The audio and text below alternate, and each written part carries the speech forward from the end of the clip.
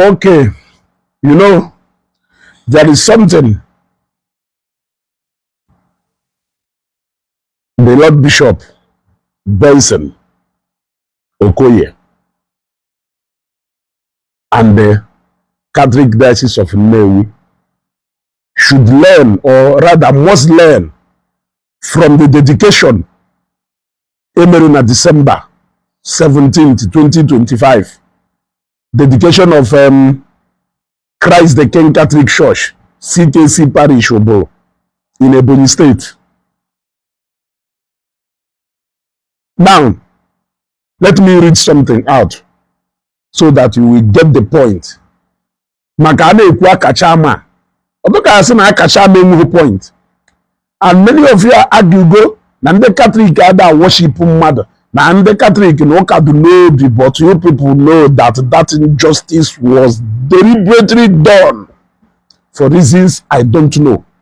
Now, today, Christ the King Catholic Church, CKC Parish Obolo, dedicates our new church building, which is happening live. Christ the King Catholic Church Obolo, by His Lordship, Most Reverend Father Peter Nnewi Catholic Catholic Bishop of Abakaliki Diocese. The church building was dedicated to the glory of God, and it was a massive one. Don't forget that this building was initiated by His Excellency, late Onyibe, Dr. Christopher Ogbonnayono, before answering the call of nature. Even at death, he still raised money through our governor, builder, Right Honorable Francis Ogbonnawifuru, who donated a huge amount of money in support of the church project. And today, as you can see, the building is complete and set for use. The new building of Christ the King Catholic Church, Obiozara Oboro, which is the legacy of His Excellency Onyibe Dr. Christopher Ogbonnayono's, lives. Keep resting, sir. We, the Ohozara Ndioma, want to say a very big thank you to everyone who contributed to make this project a reality. We pray, may God bless you and richly in Jesus' name. Amen. Now, I also read the message or the address rather from Ebonyi State government. They also appreciated the late Ogbonnayono. I also read the address by the bishop. He also appreciated Ogbonnayono. In fact, almost everybody that was writing about that particular church, CKC, when we did anything about the dedication of that church that did not mention Ogbonnayono, he initiated that particular church project. Along the line. In fact, when he initiated it, it wasn't even as if he was single-handedly building it. In respect and honor, a lot of people contributed, including the sitting governor, who contributed a huge amount of money. Now, they even appreciated Ogbonnayono before even appreciating the current governor Igboland. They appreciated Ogbonnayono before appreciating the current governor Igboland, before they lastly now appreciated every other person who contributed. So if you think that Akashamu will point because you are being sentimental, or because Nefa Nyoba Kabiro Mejiu, Afro-Mifen, Father Kelafaya, Kelafa Father Nkobo. Kelafa Father Nkobo now, Afro-Mifo Kulu, Nanonye Nkaho, Hama Adage, because Unye Nkaho, nya Catholic doctrine, that man. Also, the Catholic in one say, Musami, Roputo say, no, the right. Oputo say, no, the Father Mobejoy. We fire me as far as all no Catholic Church me ye. Oputa kose we never adunjo. But I'm for other Catholics, now for other Anglicans, now for other Pentecostals. onwe ife nwe ka o si wee do emeta ahụ n'ụlọ ụka, they will point it out. Mana nke nya nwawo anything church meru onye chee elu chọọchị iwepụta ego edeshọn idewere ego dewe ego iji one kobo. Fada Nwebe Joy inwe chichi, do you have kobo? Moto ị na-anya ebighị ebi ife niile inwe n'ụwa enyere ya enye, yet inwe got imeghepụ ọnụ na refer to a man wepụta billions of naira sink ya na project onweghị any benefit ọ generate na ya. Ugwuoni na-ekwu this man, ọkwema this man, I wish ni onye Anambra. I wish ni onye Anambra because he don't behave ka onye Anambra. Look at Ebonyi State. A church project initiated by Ogbonnayono. Nkwana since Ogbonnayono will we complete a church here. We dedicate here na December 2025.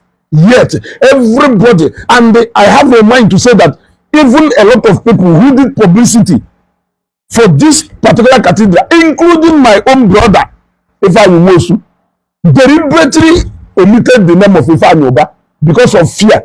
I blame some of them because some of them may be because of fear. Or the family may have specific instruction. Because how can you even be talking about that particular project without mentioning Ifeanyi Oba? Is it normal? It's not normal. So family may have really direct access into doing a publicity for that project. I have to think and figure out myself that now I have specifically to omit that name. Look at Ebonyi State here.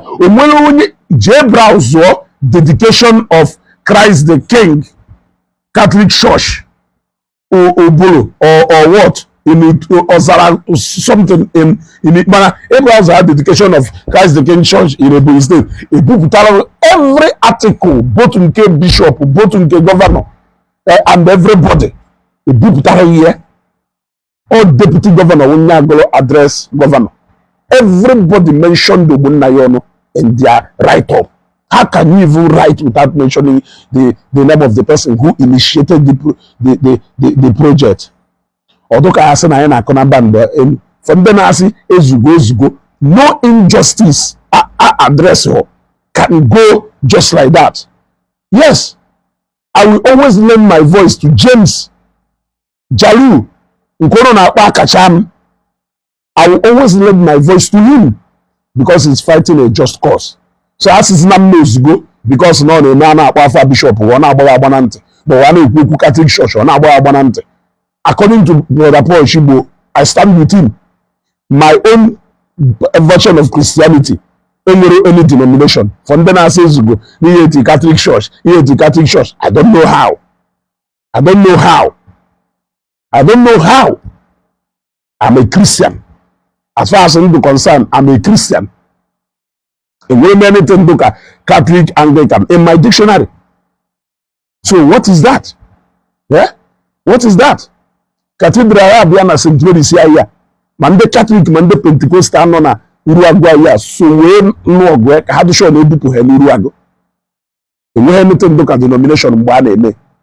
So you that your amonism map you go very far away. There are a lot of instances to show you that he was justly unjustly treated and the non-account. Yeah? Learn something from this.